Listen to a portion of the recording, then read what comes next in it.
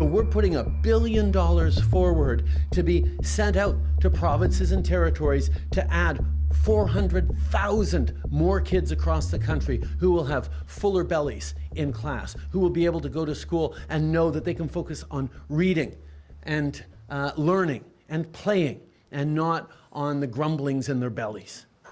The Prime Minister there announcing $1 billion in the upcoming budget to bolster school food programs. Monies will go to provinces that already have programs like that in place, like Prince Edward Island. That province started a program about 4 years ago. I spoke with their executive director about the lessons that they've learned. Katelyn MacLean, so nice to meet you. It's nice to meet you as well. Tell me a little bit about how it works in Charlottetown, and how your program works in P.E.I. and what you've been noticing. We have had the luxury of having a provincial-wide school lunch program in P.E.I. since September of 2020. So we did launch the program under the provincial government for the first year. And then we actually transitioned the program to a nonprofit organization called P.E.I. School Food Program, Inc. So we have been running the program for 3 school years. And it's a provincial lunch program. It's offered to all island students across P.E.I., grades K to 12, every school day at lunchtime. And how many meals do you serve typically? We typically have about 5,000 meals going out across the island every single school day. Wow. And is it all free? Do you have to pay a little bit? Is it open to everybody? How does it work from that perspective? Yeah, so it is a universally accessible program, meaning that every family can access it across the island. Like I said, it is from grades K to 12, but it is through an equitable payment model. So it's a pay what you can program, meaning that families are able to choose the amount they can pay at any given time based on their financial situation. So if they're able to pay the full amount for their meal, we encourage them to do so. And then if they're not able to, they are able to pay a partial amount or even proceed without paying at all. And what is the cost per lunch right now? The value of our meal is $5.75. Well, so that's low, but have you seen, because of this affordability crisis we're in, have you seen a decrease in the number of people who can even afford that?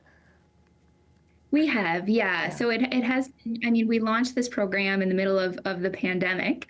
And so the economic situation since then has been unsteady, especially here in the Atlantic provinces. And so, yeah, we are seeing a declining amount of families able to pay for their meals. How important is it? Obviously, you know, it helps you focus, it helps kids behave, but how important is it to have access to either a low-cost meal or a free meal through the day? What kind of difference is it making? It's so important. We are so fortunate to be able to have this program to offer island families. You've mentioned a few of the benefits, but there are so many benefits to school food programs. For many students, this might be the only healthy, affordable meal that they're getting in a day. So we're really proud that we're able to offer that. What do you think about the Ottawa's idea that this become a national program? We're excited about it. We've had lots of conversations with the federal government over the last several years, sharing our successes and challenges. And so we're excited to see the announcement of a national school food program, and we're hopeful that it can only improve what's happening here in P.E.I. And how would you see it working across Canada, much like it does for you? Like, what would you recommend to the federal government as they work to set it up? That's a great question. I mean, obviously, we're a small province. Yeah. And even within our province alone, we call it a bit of a patchwork of a model. So we do have a few delivery models that we use to operate the program. And that's how we're able to ensure that every student who wants to has access to the program. And so I think the country will have to be very much like that and have different models and flexibility to do so. What's the biggest challenge, Katelyn, in setting up this kind of program?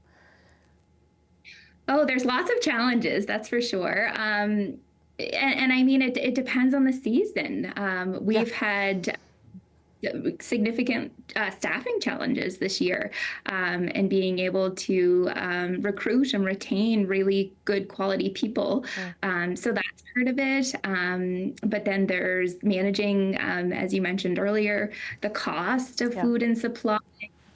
In P.E.I, and I know that this is going to be similar across the country as well. Many of our schools weren't built for school food programs, so we're almost working backwards and trying to make school food programs fit into the existing infrastructure. So it certainly does require some patience, but also creativity in being able to execute these types of programs. But the payoff is big. It is big, yeah, and sometimes it's hard to sometimes remember why we go through these challenges and hurdles. But when you speak to some of these families and the differences it's making in their lives, it's definitely worth it. Katelyn, thank you so much for telling us about what it's like there on the island and what we might see across the country soon. Thank you for your time. No problem at all. Thanks for having me.